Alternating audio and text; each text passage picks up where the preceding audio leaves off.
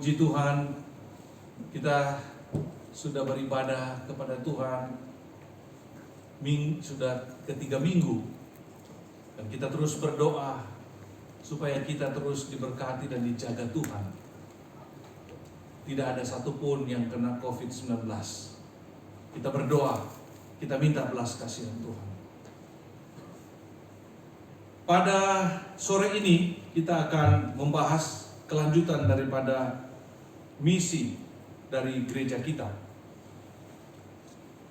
Kemarin kita membahas visi gereja ini, yaitu mimpi besar gereja kita hadir di tengah-tengah kota Bandung ini. Visi besar kita sampai Tuhan datang kedua kali tidak akan pernah berubah, yaitu menjadi jemaat yang karena Yesus Kristus segala lutut bertelut dan segala lidah mengaku Dia adalah Tuhan dan Juru Selamat bagi kemuliaan Allah Bapa.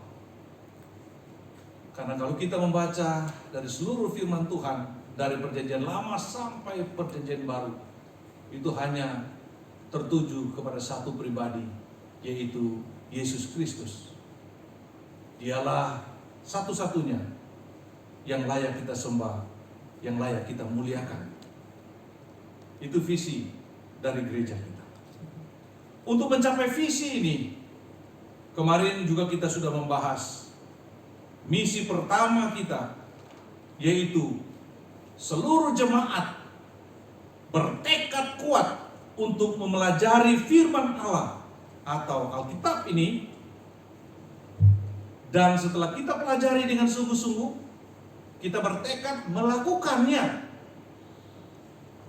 Jadi bukan hanya menjadi pendengar, tapi kita menjadi pelaku firman Tuhan. Dan setelah kita melakukan firman Tuhan, kita mengajarkan firman Tuhan ini kepada orang-orang di lingkungan pengaruh kita.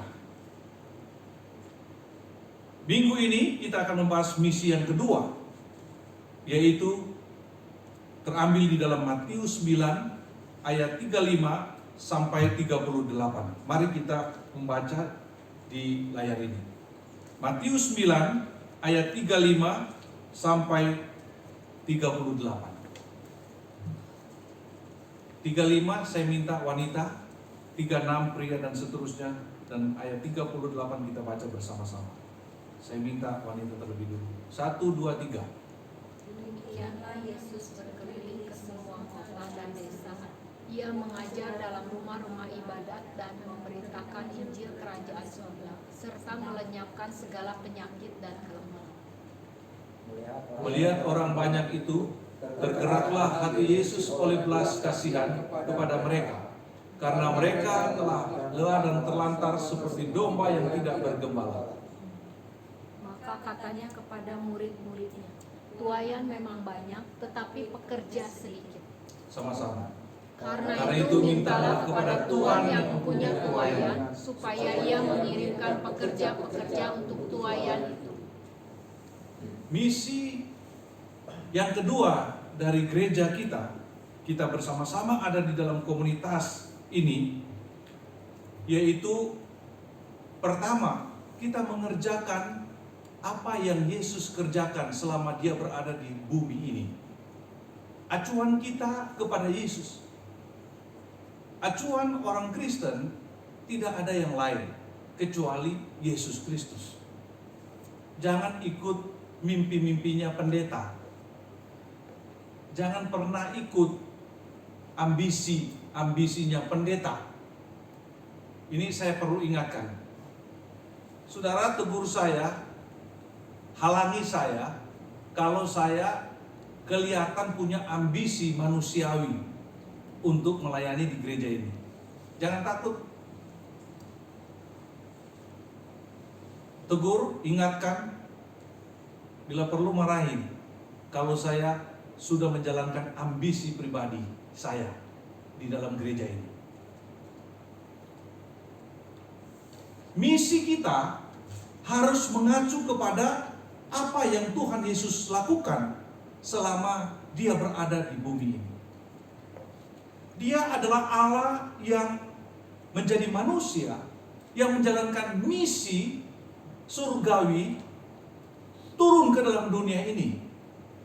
Itu sebabnya Tuhan Yesus mengajarkan doa Bapa kami, datanglah kerajaanmu, jadilah kehendakmu di bumi seperti di surga. Berarti semua agenda surga harus terjadi di bumi ini. Jadi jangan menganggap bumi ini tidak berguna. Itu kekeliruan. Makanya kalau ada orang Kristen mengatakan, ini duniawi, yang di sana yang surgawi yang kita pikirkan, itu kekeliruan. Itu mendikotomikan surgawi, duniawi. Jadi untuk apa kita ada di dunia? Jangan remehkan kehadiran kita di dunia. Politik, ekonomi, seni, budaya, bahasa, sejarah, lingkungan hidup, apa saja yang bisa kita sebut yang disentuh oleh tangan kita, itu adalah budaya. Dan budaya itu harus dipakai untuk melayani Allah. Jadi saya tidak setuju kalau ada orang Kristen atau pendeta yang selama hidupnya hanya berdoa melulu, gak peduli dengan lingkungan yang terjadi di sekitar kita.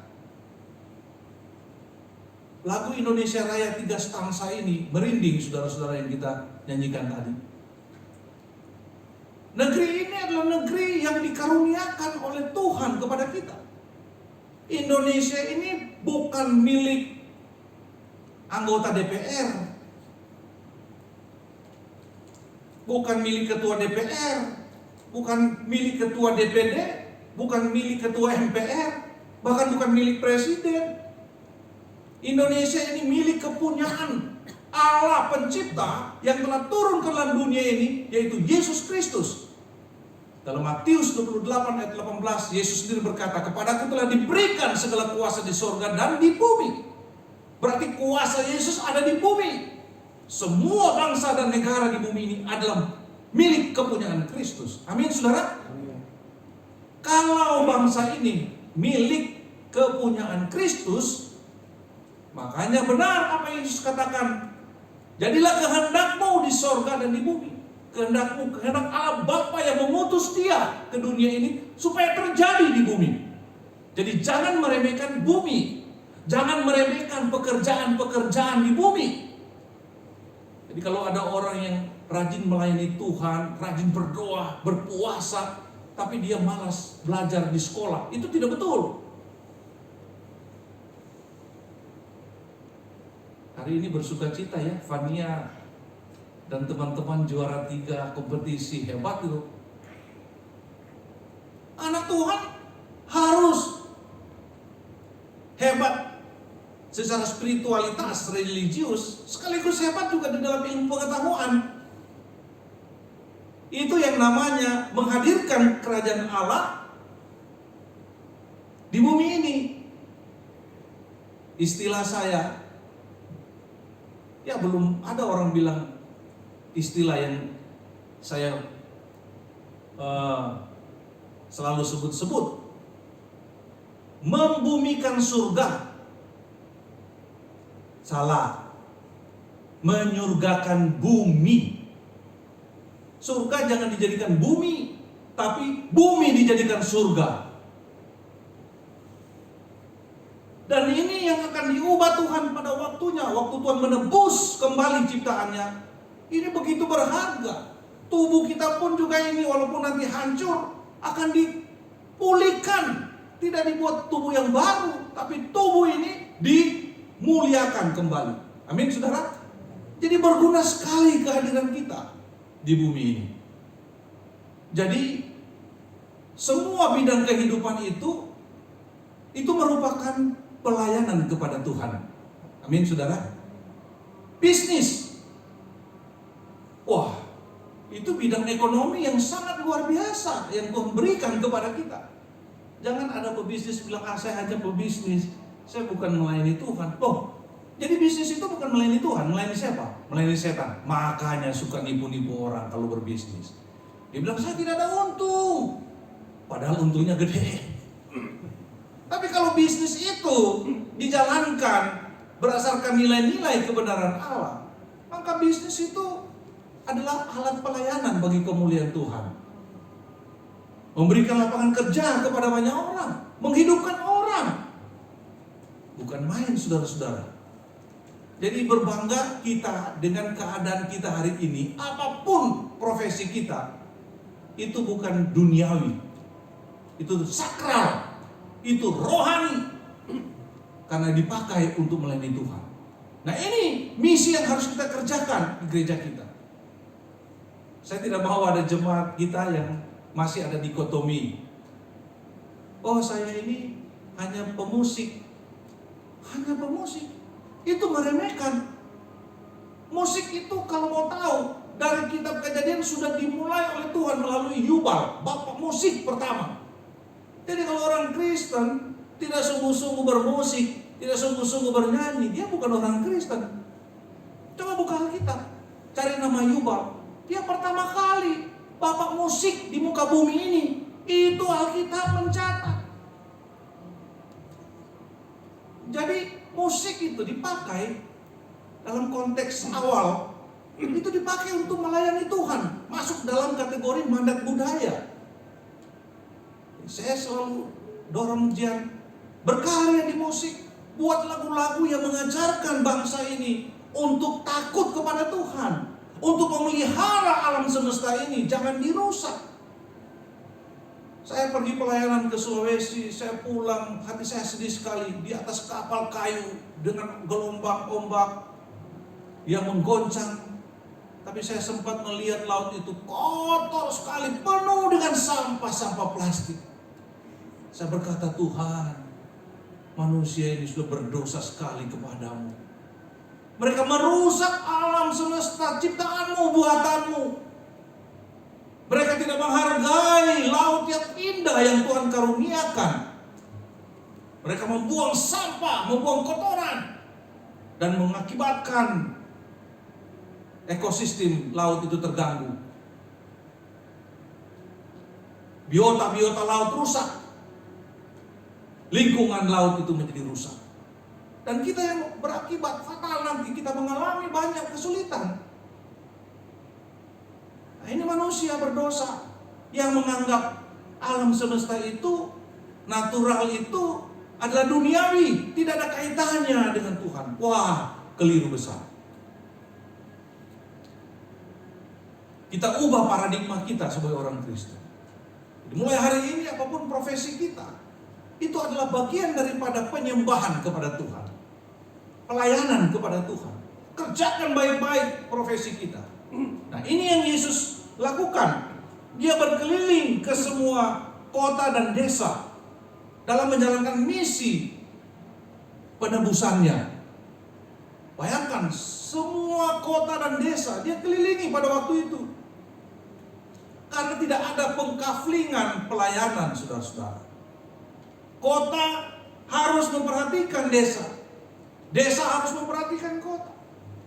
Dan gereja itu tidak ada yang namanya spesialis gereja kota atau gereja desa. Kalau gereja kita di sini kecil seperti ini, kehadiran kita hanya 30, 40. Pernah nggak kita bayangkan bagaimana Tuhan mengasihi kita sampai kita sekarang sudah punya pos pelayanan di desa ada 3. Saya sendiri nggak habis pikir. Gereja-gereja gede, banyak uang. Kalau Tuhan tidak percayakan untuk pelayanan ke desa-desa, tidak bisa. Kita berdoa terus hari ini, dan Tuhan tambahkan terus pos pelayanan itu. Berarti kehadiran kita, gereja kita di sini, walaupun ada di kota Bandung, tapi pelayanan kita ada di timur, di Papua, di Nabire, ada di Bengkulu, di barat, dan ada di tengah, di Kalimantan sana, timur, di Sotek yang terakhir ini.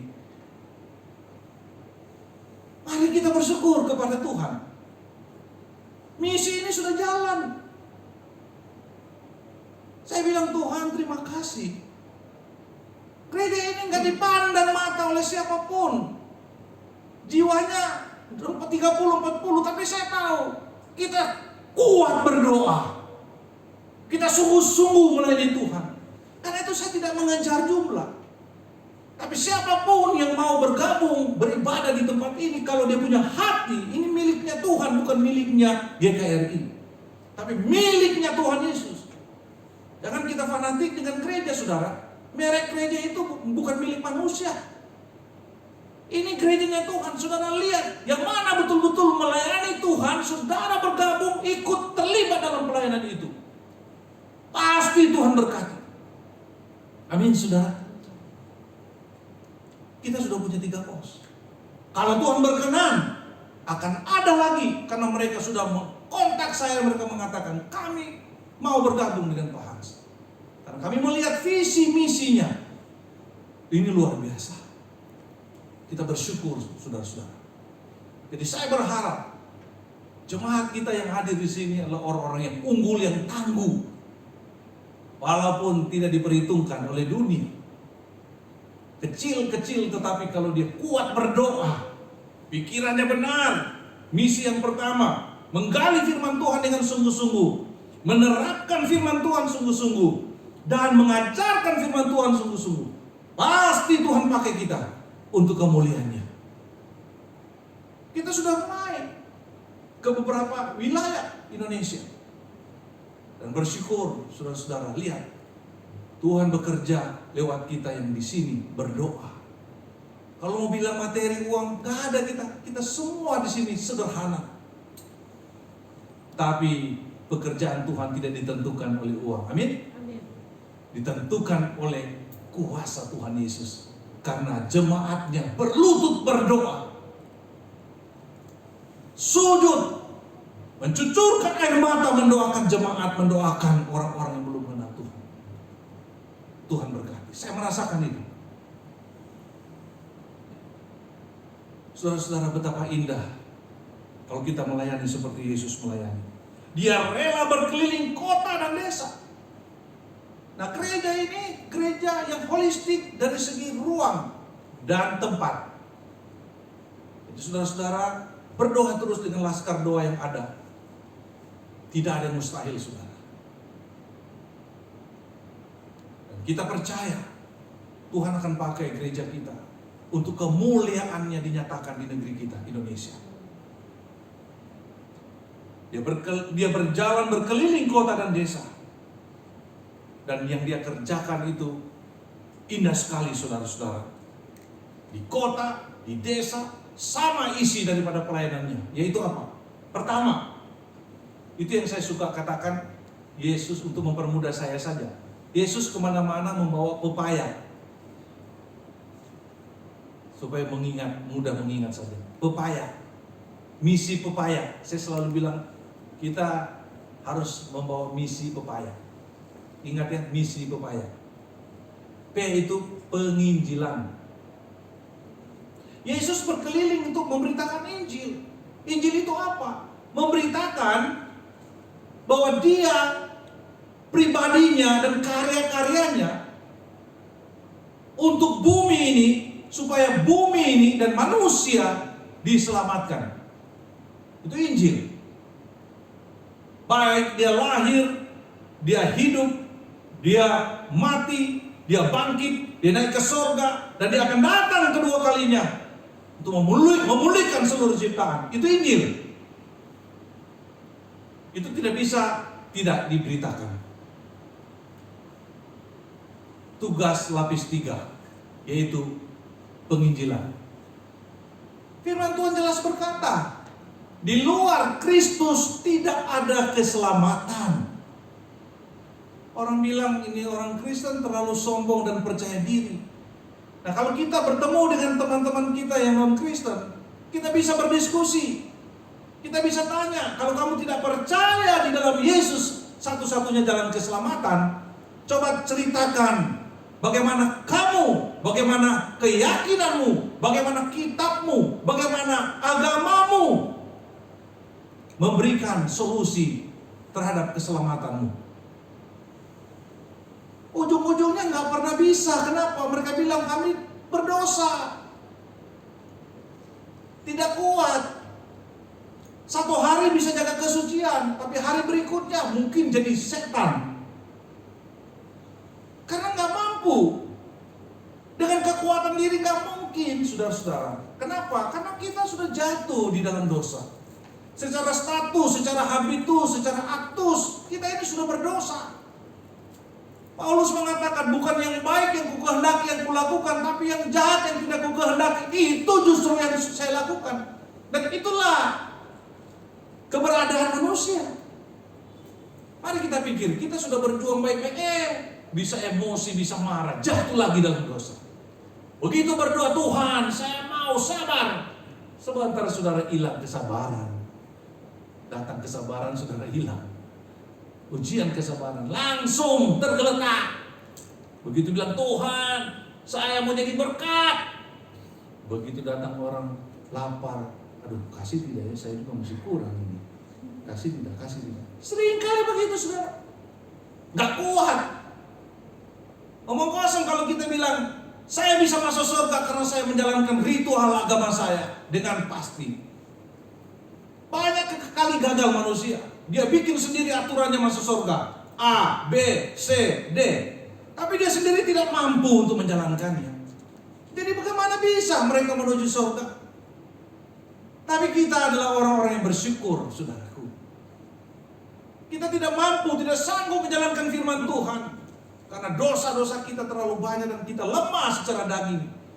Itu sebabnya Kristus datang ke dalam dunia ini, menyempurnakan ketidakmampuan kita.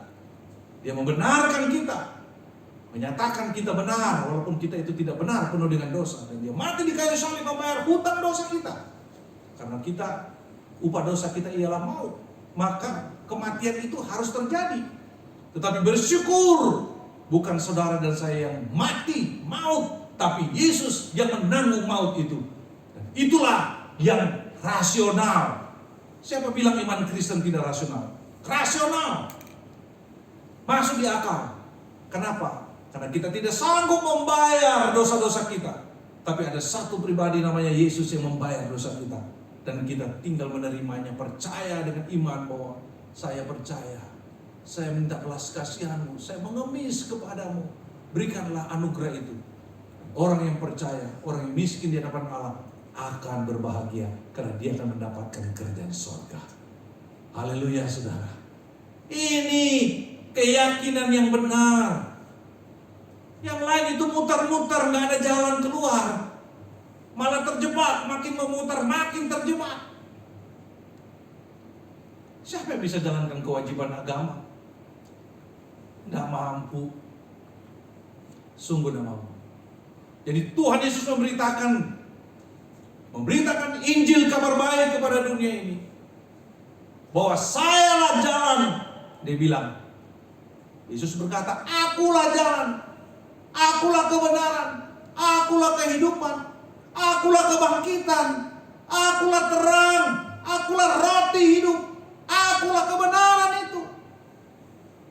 Ego eimi. Aku adalah aku. Jadi dari perjanjian lama sampai perjanjian baru, jelas menunjuk kepada Kristus. Dialah Allah. Siapa di bumi ini yang berani berkata, saya adalah terang dunia? Pemimpin-pemimpin agama semua tidak berani mengatakan, akulah terang dunia.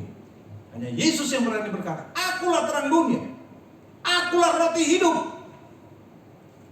Yang hebatnya, dia bilang, akulah jalan. Akulah kebenaran. Akulah kehidupan. Jadi di luar Yesus benar tidak ada jalan lain. Ini harus diberitakan oleh saudara dan saya. Supaya orang-orang di dunia yang sedang menuju kepada kebinasaan berbalik arah menuju kepada keselamatan yang kekal dalam terang Kristus. Ini tugas pertama yang harus kita kerjakan.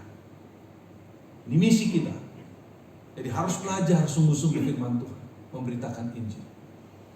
Jangan nanti kalau kita dipanggil pulang Tuhan, tidak ada yang kita bisa pertanggungjawabkan kepada Tuhan. Andai kata dari Tuhan Yesus tanya, sudah berapa orang yang kau injili? Tuhan Yesus tidak pernah tanya, sudah berapa banyak orang kau bawa kepada Tuhan? Tidak.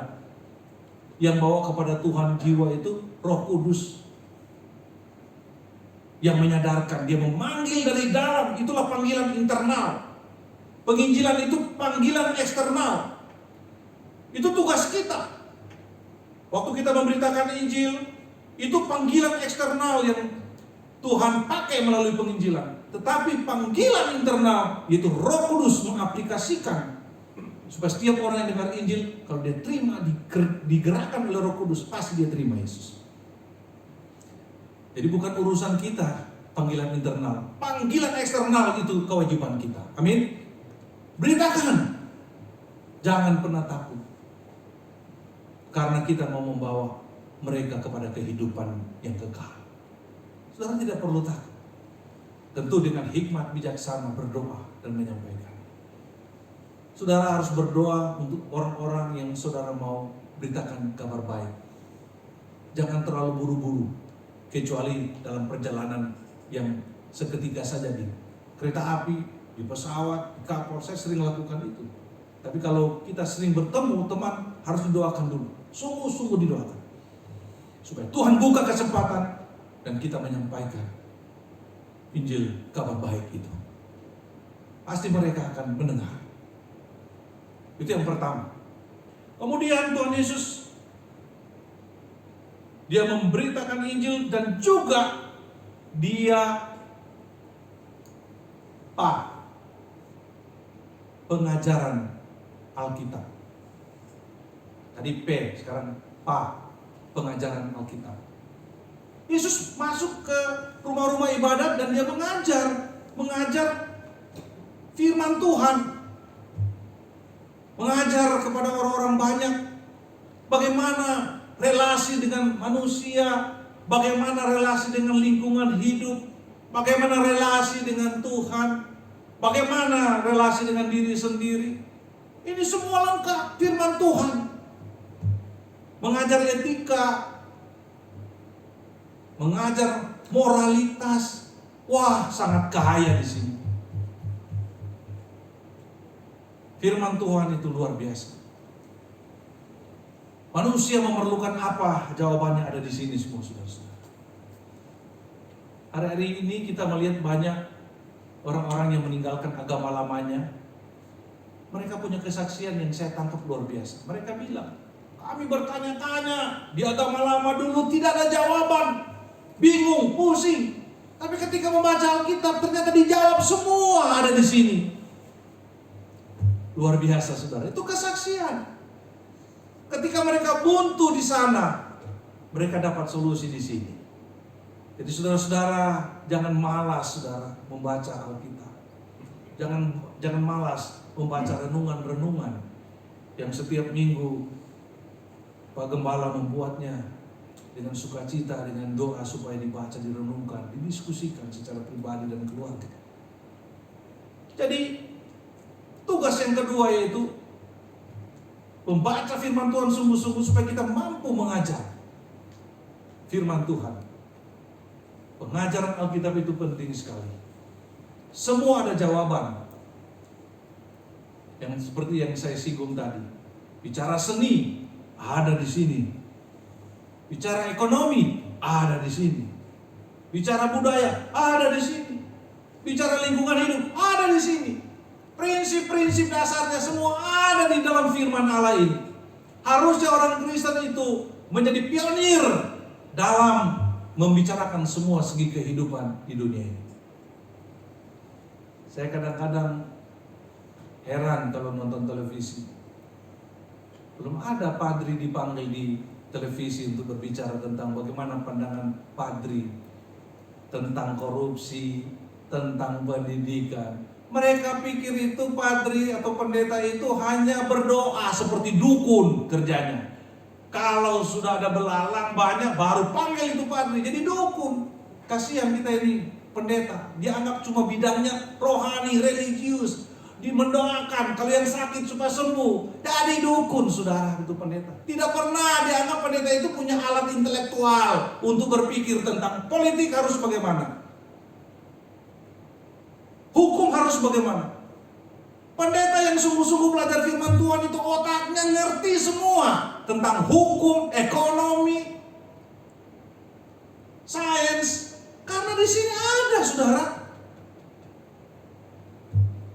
Ya, belum pernah saya lihat televisi. Mudah-mudahan ada konglomerat muncul di LG Board ini, dia bikin televisi, dia panggil terus pendeta bicara tentang bagaimana pandangan Kristen tentang korupsi, bagaimana pandangan Kristen tentang hukum, bagaimana memberantas korupsi, bagaimana membuat keadilan bagi masyarakat. Wah, saudara baca ini, saudara akan kecanduan, saudara. Tiap hari saya baca ini bisa berpasal-pasal, saya menikmati, saudara. Apalagi pandemi ini tidak kemana-mana, baca ini, saudara. Coba saudara tanya, apa saja yang tidak ada jawabannya di sini. Tapi jangan saudara menganggap ini buku manual seperti buku manual kulkas. Bagaimana cara menghidupkan tombol, itu nggak ada di sini bicara itu. Tapi prinsip-prinsip kehidupan yang ada di muka bumi ini, itu ada di dalam Alkitab, saudara. Dan banyak orang berpikir kebenaran Kristen itu hanya kebenaran religius. Salah. Kekristenan itu adalah kebenaran secara total. Semua dibahas. Karena prinsip dasarnya adalah apa? Segala sesuatu diciptakan oleh Allah. Berarti segala sesuatu berhubungan dengan Allah. Kalau segala sesuatu berhubungan dengan Allah, maka Allah yang memberikan firman-Nya ini, di sini adalah jawaban-jawaban yang jitu, saudara. Sayangnya, sayang sekali. Coba lihat di keluarga-keluarga kita kan. Anak-anak kita utamakan apa? Les apa? Bahasa Inggris, bahasa Jerman, bahasa Belanda, les matematika, les fisika, les biologi, les IPA, les musik. Tapi nggak ada itu les firman Tuhan, les Alkitab, tidak ada. Itu menunjukkan orang tua Kristen hari ini tidak menganggap Alkitab itu penting bagi kehidupan rumah tangganya. Padahal kalau pendeta diminta mengajar, nggak pernah ditarget 1 jam berapa puluh ribu, enggak.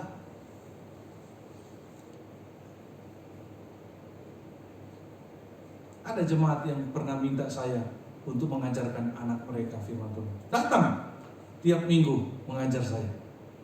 Saya nggak minta bayar. Saya kasih les Alkitab, saudara. Nah, saudara-saudara di rumah harus, yang masih punya anak kecil-kecil, harus ajar firman Tuhan. Ini penting sekali. Yang terakhir, apa yang Yesus lakukan? Ya. Ya itu apa? Pelayanan. Ibu Gembala tahu persis karena sudah sering dengar. Jadi kita membawa misi Pepaya, penginjilan, pengajaran Alkitab, dan pelayanan. Pelayanan apa? Pelayanan jasmani, pelayanan materi. Di situ dikatakan apa? Yesus apa? Tadi. Dalam Matius 9 ayat 35 sampai 38. Yesus apa di situ?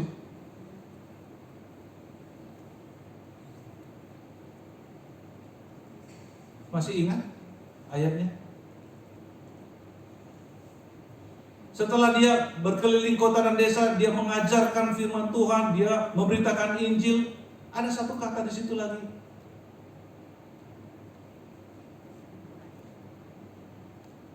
Apa, saudara? Saudara keasikan dengar saya jadi lupa ya.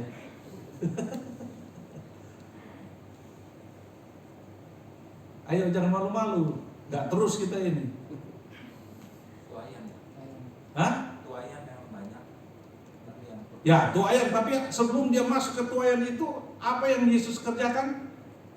Setelah dia menginjili, dia mengajar, ada? Hah? Melayani apa? Menyembuhkan. Berarti itu kan tuayan-tuayan banyak yang mau disembuhkan. Artinya apa? Pelayanan jasmani itu sama mulianya dengan pekabaran Injil, sama mulianya dengan mengajarkan Alkitab. Jadi kalau kita dikasih karunia uang, duit, jangan kikir. Kita bisa pakai itu untuk melayani, untuk kesembuhan orang, untuk memberi orang makan dan minum, supaya orang bisa sekolah, supaya orang bisa menikmati kesejahteraan. Jadi nggak bisa kita bilang pelayanan jasmani itu pelayanan kelas 2. Itu salah. Yesus tidak pernah bilang pelayanan jasmani itu pelayanan kelas 2. Nggak pernah. Yang saya baca di Injil justru menarik. Ketika Yesus sedang berapi-api menyampaikan firman Tuhan, ketika dilihat ada orang lapar, dia berhenti berkhotbah. Dia katakan kepada murid-muridnya, kamu harus beri mereka makan. Murid disuruh. Kenapa? Karena jasmani dengan rohani itu gak bisa dipisahkan. Gak bisa. Jangan ketemu orang, kamu menderita, makanya berdoa. Jangan menghakimi. Waktu lihat orang menderita, lihat dompetmu ada berapa, kasih, kamu dapat ini. Gak usah ngomong menghakimi. Banyak gereja-gereja pendetanya begitu. Kalau lihat orang susah, dia bilang ini ada dosa ini. Dia sudah bilang, saya sudah minta ampun. Ada dosa itu nenek moyangmu. Bagaimana mau kasih bangun itu nenek di dalam kubur, saudara? Baru suruh mengaku dosa. Dicari-cari, digali-gali. Ini bukan pengajaran firman Tuhan, ini menghakimi. Karena dia mau menutupi kalau dia doa tidak terjawab, dia bilang kau masih ada dosa. Ini pendeta brengsek ini, saudara-saudara. Tapi kalau lihat ada orang susah, jangan pikir langsung. Kalau kita nggak punya duit, saya selalu melakukan itu, saudara. Tuhan, saya mau tolong dia, Tuhan. Tapi saya nggak punya duit. Tolong saya bagaimana caranya, Tuhan. Saya bisa menolong dia supaya dia bebas dari masalahnya. Dan Tuhan selalu buka jalan. Tuhan selalu buka jalan. Ini orang Kristen harus begini, menjalankan tugas lapis 3, penginjilan, pengajaran Alkitab, tapi juga melayani secara jasmani. Jangan pernah tinggalkan. 1.000 rupiah saja engkau berikan kepada orang yang haus. Tuhan sudah bilang apa? Engkau sudah memberikan aku minum. Jadi jangan menganggap pelayanan materi, pelayanan jasmani itu pelayanan kelas 2. Tidak.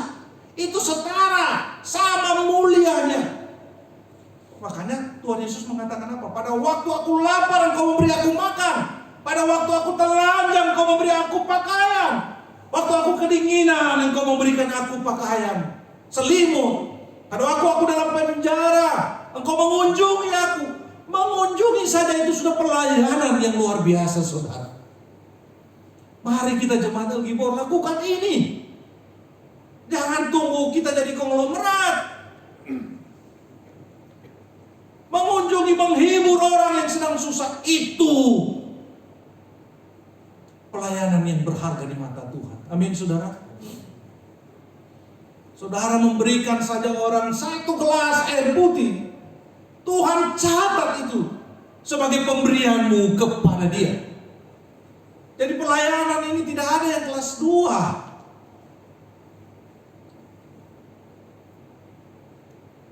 Jadi kalau ada gereja yang hanya terus mengajar firman Tuhan, dia tidak peduli jemaatnya lapar, susah, itu gereja nggak benar, gereja pincang. Apalagi hanya bilang, itu kamu tidak belajar Alkitab, makanya menderita. Tidak bisa begitu, saudara. Orang belajar Alkitab sungguh-sungguh, Tuhan juga minta dia harus bekerja sungguh-sungguh. Dia berusaha sungguh-sungguh supaya dia dapat makan dan minum. Tapi kondisinya mungkin tidak bisa, jadi harus kita tolong. Kita harus saling tolong-menolong. Makanya komunitas El-Gibor itu saya rindukan seperti Tuhan Yesus. Dia melihat tuaian banyak, tapi bekerja sedikit. Dia tergerak oleh belas kasihan.